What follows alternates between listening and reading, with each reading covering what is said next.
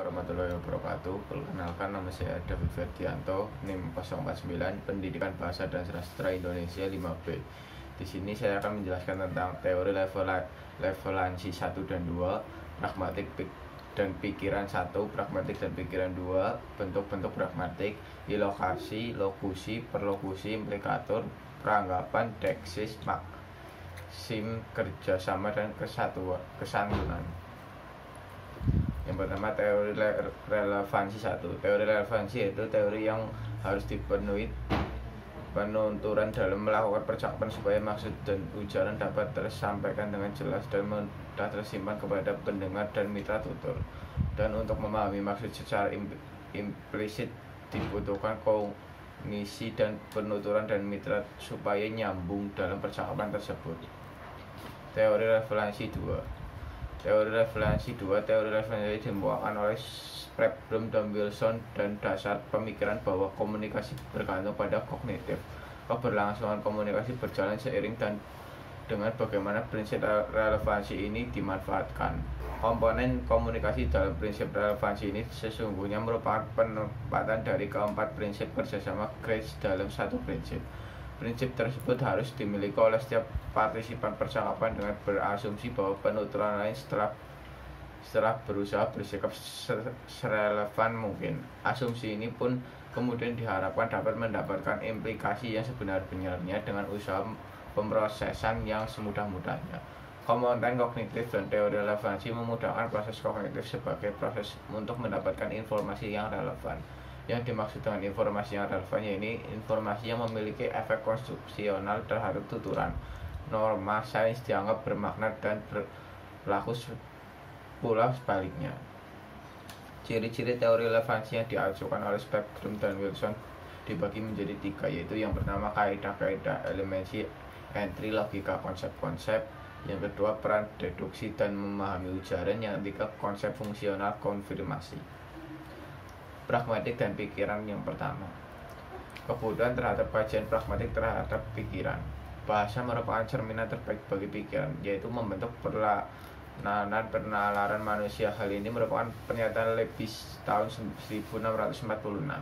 Kemudian dikemukakan mengenai teori karakteristik, di mana konsep penalaran yang kompleksnya dipresentasikan dengan menghubungkan simbol-simbol yang ditetapkan pada konsep-konsep yang sederhana.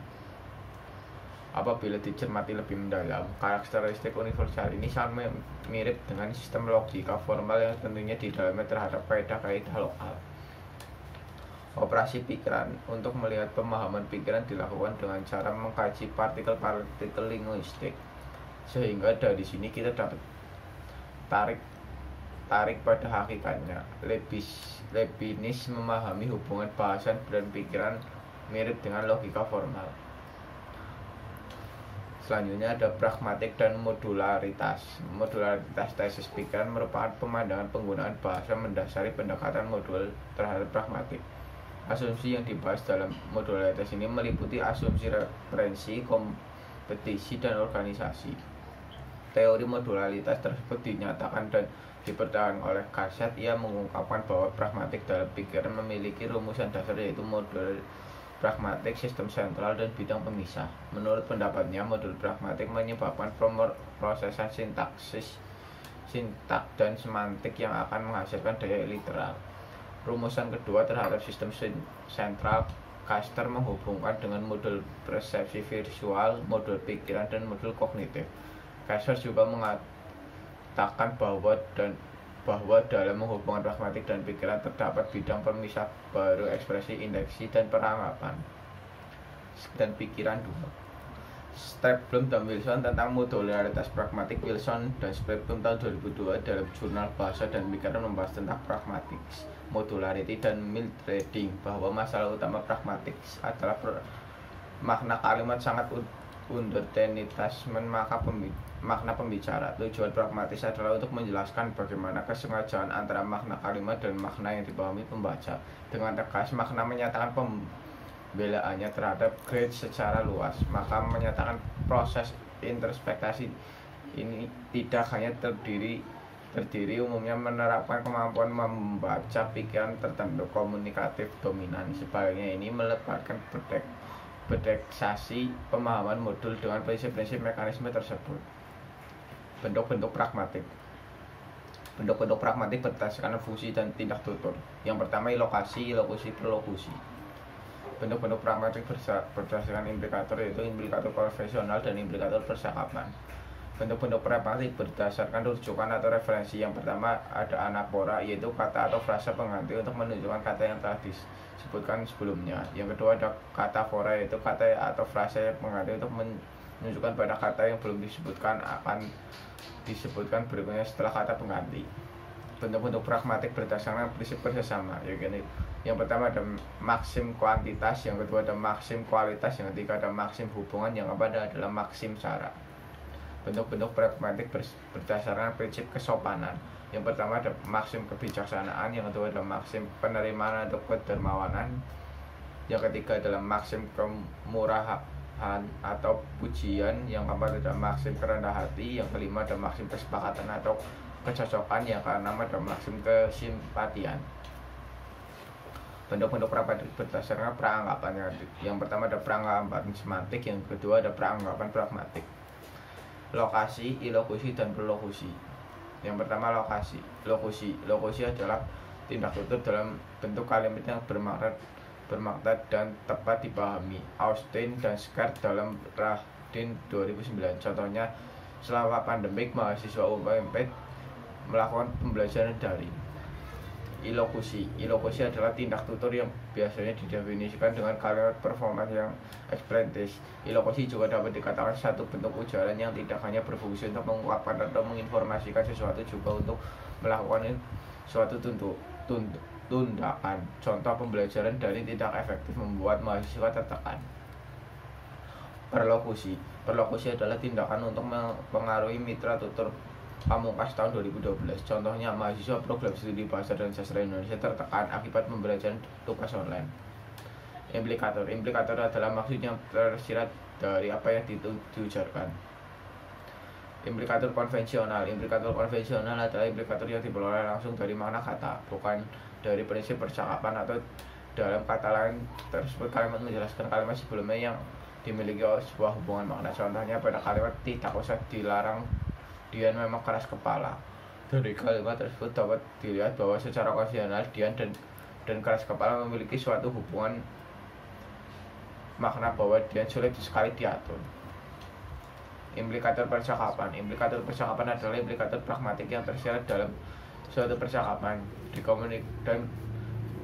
dalam komunikasi tutur selalu menyajikan suatu fungsi pragmatik, dan di dalam tutur percakapan itu terimplikasi suatu makna atau tersirat fungsi pragmatik lainnya yang dinamakan percakapan. Itulah tersimpan suatu maksud yang tersirat fungsi pragmatik lainnya dinamakan implikator percakapan. Artinya, dalam sebuah pernyataan menginformasikan bahwa sebuah kalimat mengartikan sebuah makna tidak langsung namun dapat dipahami oleh orang lain. Contohnya yaitu pada percakapan berikut. Ibu, hujan sangat turun, jemuran masih di luar. Andin, baik Bu, Andin akan segera mengangkatnya semua jemuran itu. Dalam percakapan di atas, kalimat yang diucapkan Ibu merupakan sebuah informasi yang maksud menyuruh Andin untuk mengangkat semua jemuran karena sebentar lagi akan turun hujan. Peranggapan yaitu suatu ujaran dan asumsi yang mengandung makna tersirat dan tuturannya. Peranggapan semantik adalah peranggapan yang dapat ditarik oleh suatu atau kalimat melalui leksikon atau kosan kata. Contoh, seorang mengatakan sebuah berikut, Dodo telah berhenti merokok. Dari kata yang dipahami dalam pernyataan itu kadang beberapa peranggapan berikut. 1. Dodo selama ini bisa merokok, Dodo tidak merokok lagi.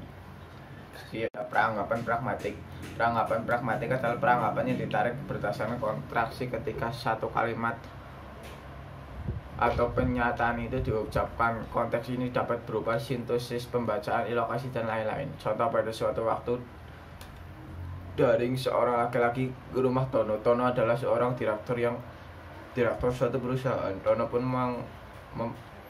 mempersilahkan tamu itu untuk masuk duduk di ruang tamu. Tamu ini teman Tono ketika SMK. Dia bernama Santo yang sama ini belum bekerja. Sambil duduk, Santo mengatakan, Santo, aku merasa capek sekali karena berjalan kaki terlalu jauh, tidak ada kendaraan. Tono, segera ke belakang mengambil air minum. Ia mempersilahkan Santo meneguknya. Silakan minum Santo.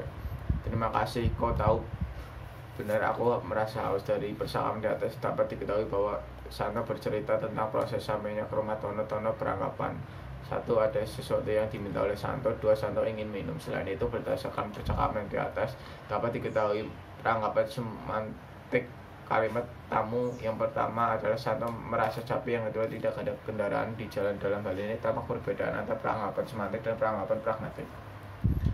Selanjutnya ada deksis, yaitu kata atau frasa yang menunjukkan sesuatu di luar bahasa, dapat berupa kata kerja, kata ganti. Yang pertama deksis orang personal, yaitu deksis yang menunjukkan kepada orang dan situasi sosial seorang. Yang kedua deksis waktu, yaitu deksis yang menunjukkan pada waktu dalam sebuah percakapan. Yang ketiga deksis ruang, yaitu deksis yang menunjukkan tempat atau lokasi dalam sebuah percakapan. Maksim kerjasama, yaitu prinsip yang menekankan pada adanya upaya kerjasama yang terjalin antara penutur dan mitra atau turut dalam sebuah percakapan. Maksim kuantitas, yaitu kondisi di mana lawan bicara berkontribusi secara cukup dalam pembicaraan dengan pembicaraan. Yang kedua maksim kualitas, yaitu setiap pembicaranya dilakukan harus mengatakan yang sebenarnya sesuatu dengan fakta yang ada. Yang ketiga ada maksim hubungan, yaitu setiap pembicara yang terjadi memiliki hubungan yang relevansi pembaca dengan lawan bicara. Yang keempat maksim cara, yaitu setiap pembicara untuk pembicaraan dalam dan lawan bicara dilakukan secara jelas dan langsung, tidak ada unsur ambigu atau tidak jelas. Sekian presentasi dari saya. Bila ada kesalahan, saya mohon maaf yang sebesar-besarnya. Wassalamualaikum warahmatullahi wabarakatuh.